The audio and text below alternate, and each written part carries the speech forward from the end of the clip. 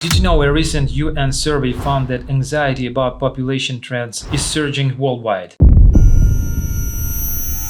When global population hit 8 billion in 2022, news stories exploded with warnings. Some people fear there are too many mouths to feed, others that there may soon be too few workers to sustain society. In 2023, the United Nations Population Fund released its flagship State of World Population report, titled 8 Billion Lives, Infinite Possibilities. The main insight: there is no single right number for a healthy planet. Instead, the focus should be on empowering individuals to make their own choices about family and fertility. Let's break down the numbers. Since 1950, global fertility rates have dropped from 5 children per woman to about 2.3 thanks to improved education, healthcare, and greater opportunities for women. And now, 2/3 of all people live in countries with below replacement fertility. That's why you're hearing about baby busts and population decline in places like China, Japan, and Italy, while some African nations still worry about rapid growth. The UNFPA stresses that knee-jerk government policies,